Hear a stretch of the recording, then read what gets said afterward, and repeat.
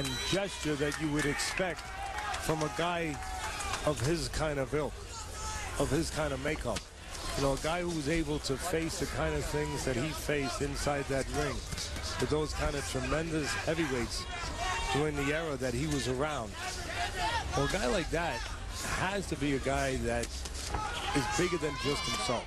You know, that's a guy that to do those kind of things, he has to find somewhere else to draw from. And part of that is to go in the ring and take that kind of punishment, to care about other things, to care about how you purport yourself, to care about your family, to care about what those people will feel with your performance. That's an unselfish guy. So no surprise that Scott Ledoux, in the toughest fight of his life, would still be behaving like that kind of man. All our prayers, all our thoughts are out there for Scott Ledoux. Unfortunately, he's fighting an enemy or an opponent that doesn't fight fair. Indeed. Well said. Round 9 here. Vera and McEwan. It's been all McEwan all night long, well up on Teddy's scorecard. Boxing throughout. Vera very one-dimensional. Had his moment in round number 7, but still searching for the answer to try to get it back here in these final moments of this main event. Right now, to be quite honest with you, McEwan, he's not winning this fight on offense. He's winning it really right now on defense, on maneuvering, on navigating, on his legs. Just keeping Vera from using any offense, discouraging Vera from doing what he needs to do. And he's getting away with winning the fight at this point. He put himself in position by winning enough rounds early with enough offense to be in a position now where he can kind of navigate his way through some rounds. And that's exactly what McEwan is doing right now.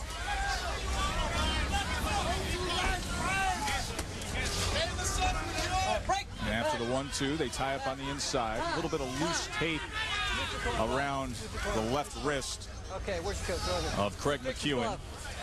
Fix that tape. So Freddie Roach will tend to that. It is a hot, humid, sticky night here in Fort Worth. So that moisture, the perspiration, that'll loosen up that adhesive nature of the tape. And you wonder why these commissions don't use that electrical tape.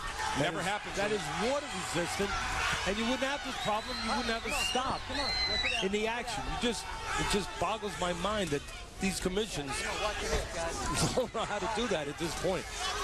As there was separation there, McEwan was able to connect with a headshot. And once again, Vera tying up with that right hand around the left of McEwan. Well, he showed those wide sweeping right hands before. Vera will have 3 more minutes to see if he can hit the jackpot.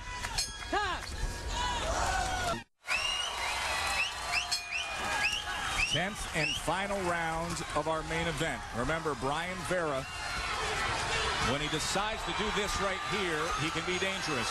He's going to need to be, because well behind on our scorecards here ringside, as McEwan trying to coast home, box his way to victory here, and maintain that lofty status as an unbeaten prospect.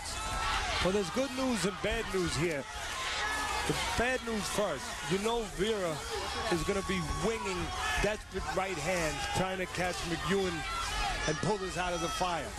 The good news, McEwan and his corner, they know it too. Exactly. They know exactly what is coming. Well, let's bring in the head man in the corner of Craig McEwan, and that is Freddie Roach. Good evening, Freddie. What did you tell Craig before he went out for the 10th round? I told him to get out there and throw straight punches and back this guy up, because this guy's dead tired, and if he lets him come forward and throw those looping shots, he's going to be on the end of them.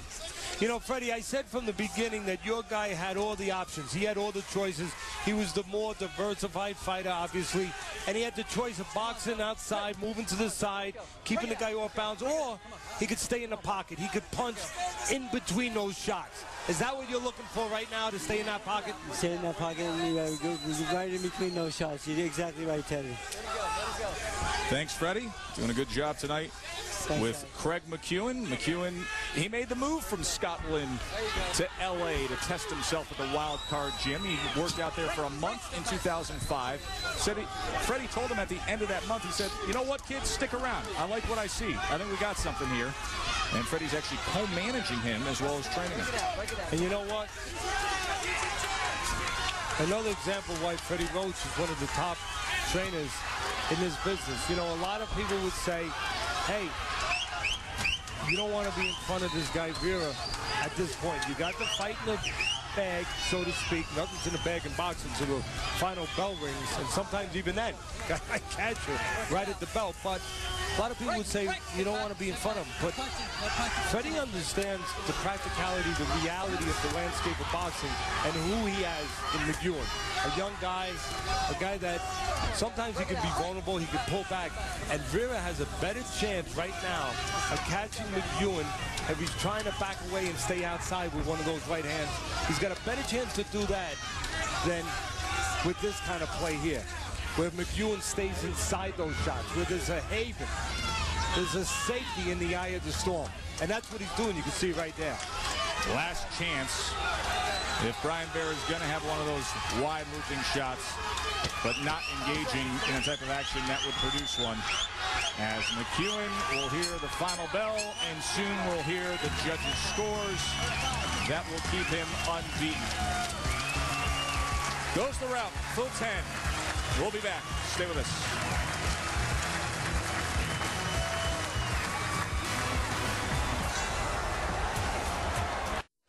ESPN Friday Night Fights, presented by Just for Men Hair Color, knocks out the gray better than ever. And in part by Verizon Wireless, America's largest mobile-to-mobile calling family. The old cattle drive used to go right through here in Fort Worth, and Brian Vera, the tough Texan, wasn't bull enough tonight. Let's look at the punch track numbers. Was Saul leading that cattle drive? I saw him on there with his goatee on the first steer, I believe. I think he's getting mixed up with being a cattle rancher and a desperado.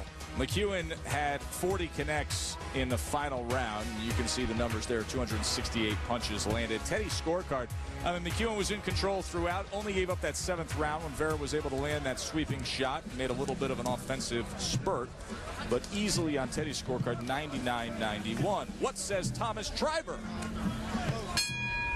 Ladies and gentlemen, after 10 rounds of boxing, we go to the judges' scorecards. Judge Mike Mitchell scores it 97-93. Judge Arturo Velasquez scores it 97-93. And Judge Jesse Reyes scores it 97-93. All to your winner by unanimous decision. And still undefeated, Scottish Craig McEwan. You know, in the business, we would say all 3 judges had it 97-93. Yeah. Pithy like that. Craig McEwan maintains his unbeaten record. He is now 15-0. Freddie Roach will march forward with the